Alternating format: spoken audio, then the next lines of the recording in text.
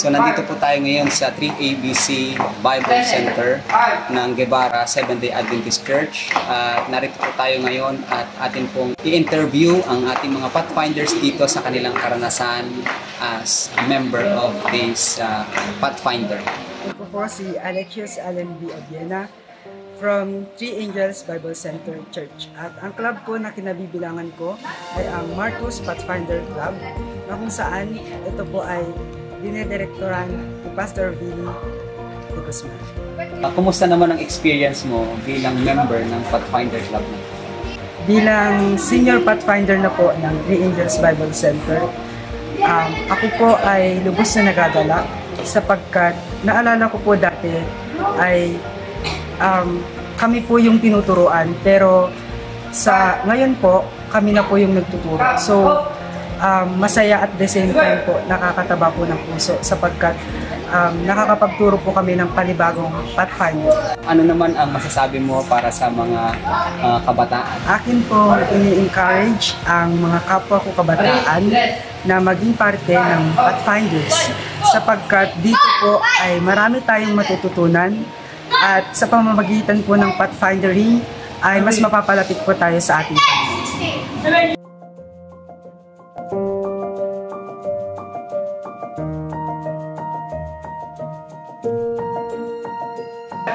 Hi, I am Reynalyn Ita Casalme from Marcus Club, and the Pathfinder director here is Wilfred de Guzman.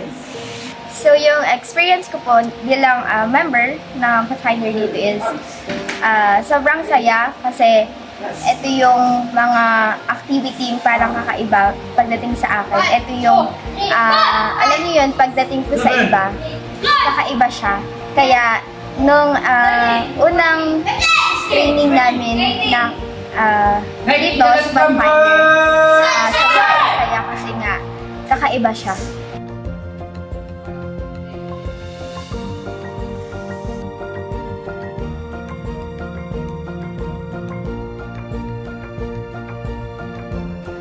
Ako pala si Kingsley Lusaldan. Ang na-experience ko sa Pathfinder ay sa una mga lang mahirap, saka nakakaba. Habang tumatagal marami kami natututunan, lalo na sa pagkakapig namin.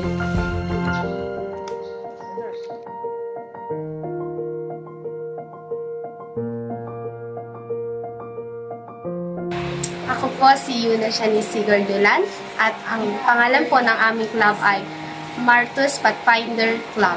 Ang na-experience ko po ay sobrang saya. Dito kasi sa Marcus Pathfinder Club, marami kang mga bagong na-experience at mas napapalapit ka pa kay God. Order! Arm! So ako po si Chris Annis Bakrat at kabilang po ako sa Marcus Pathfinder Club. So kumusta naman ang experience mo as a member ng Pathfinder? Nung tinry ko pong pumasok sa Pathfinder, nung una po is nahihirapan pa po ako. But nung nagtagal-tagal naman na po is medyo na nagiging masaya naman na po ako dun sa mga kasama ko po and then sa mga activity po na ginagawa po ng Pathfinder. Masasabi ko lang po bilang isang Pathfinder, masaya po maging bahagi sa mga activity po na ginagawa po nila. Ako po pala si Damasan Ray S. Remillo. Kumusta naman yung experience mo as member ng Pathfinder? Sa una po is mahirap, pero nung patagal na ng patagal is medyo napapadali ko siya. So, meron bang any changes na nangyari sa iyong buhay nung ikaw ay naging member ng Pathfinder? Basta na pong tumibay yung pagsasamahan namin na Pathfinder and basta na din po tumibay yung pananampalataya ko sa Diyos.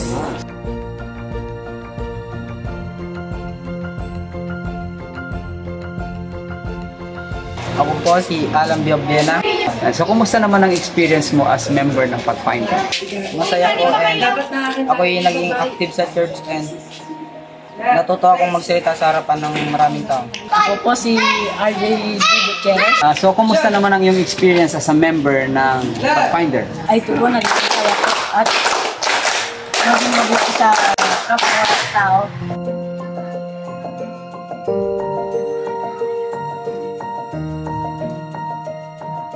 Kung kayo po ay mga kabataang katulad ko, Kung gusto niyo sumali sa amin, Halika na, go na, be! Tara na!